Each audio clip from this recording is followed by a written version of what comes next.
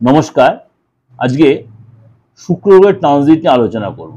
শুক্র গ্রহ এই মুহূর্তে বসে আছে আপনার তুলা রাশিতে।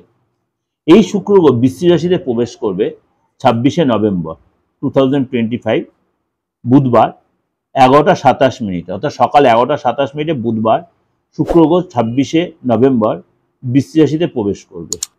সুতরাং এই শুক্র গ্রহ যে প্রবেশ করবে থাকবে হচ্ছে আপনার 20শে ডিসেম্বর পর্যন্ত। 20শে ডিসেম্বর বৃশ্চিক রাশি থেকে বৃশ্চিক রাশি পর্যন্ত থাকবে। কিছু রাশির জন্য ভালো হবে, কিছু রাশির একটু সতর্ক থাকতে হবে, কিছু রাশির জন্য একটু ডিস্টার্ব হতে পারে। সুতরাং 12 রাশির ক্ষেত্রে কিন্তু তার এফেক্ট হয়। বৃশ্চিক রাশির ঘরটা হচ্ছে আপনার মঙ্গলের ঘর। সুতরাং এই বৃশ্চিক রাশির ঘরে যে শুক্র গ্রহ গোচর করবে সেখানে অলরেডি বসে রয়েছে সূর্যদেব, মঙ্গল, অর্থাৎ গ্রহের সেনাপতি মঙ্গল এবং সূর্যদেব, গ্রহের রাজা সূর্যদেব সেখানে বসে আছে। এই সিচুয়েশনে মঙ্গল এবং সূর্যের সঙ্গে সেখানে শুক্রদেব যখন জয়েন করছে, সূর্য হচ্ছে আমাদের প্রেমের কারক, সৌন্দর্যের কারক, কামনার কারক। এই সে সূর্য শুক্রের সঙ্গে যুক্তি তৈরি হচ্ছে, অর্থাৎ ত্রিগ্রহী যোগ তৈরি হচ্ছে। এই সিচুয়েশনে এই যে আগামী 25 দিন অর্থাৎ 26শে নভেম্বর টু 20শে ডিসেম্বর সেই সিচুয়েশনে কি এফেক্ট দেবে চলুন তো একটু জেনে নি। কন্যা রাশি, কন্যা রাশি আপনার তৃতীয়ভাবে এই গোচর, অর্থাৎ আপনার মধ্যে কিন্তু একটা কনভিন্সিং পাওয়ার বলুন বা পরাক্রম বৃদ্ধি, লোককে বোঝানোর ক্ষমতা, এগুলো কিন্তু আপনার মধ্যে বাড়বে। এবং আপনাকে অবশ্যই ইমোশনাল ভাবটা কন্ট্রোল রাখতে হবে, সংযত রাখতে, কথাবার্তায় ইমোশনালি আপনি কোনো কথা কাউকে কমিটমেন্ট করে ফেলেন, এই ভুলটা করবেন না।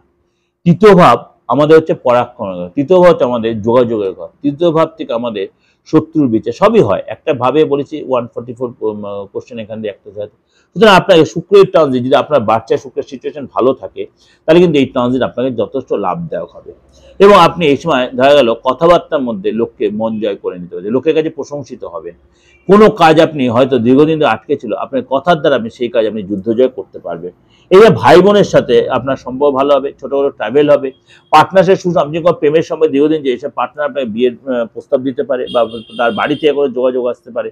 আপনি যেখানে চাকরি করছেন সেখানে আপনার গুড নিউজ পেতে পারেন, আপনার পদ প্রমোশন হতে পারে, আপনি ভালো জায়গায় ট্রান্সফার হতে পারেন, অর্থাৎ হওয়ার সম্ভাবনা প্রবল। এগুলো যদি আপনার হাতে এবং বাচ্চাতে শুক্রের সিজন ভালো থাকে তাহলে তো সোনায় সোহাগা।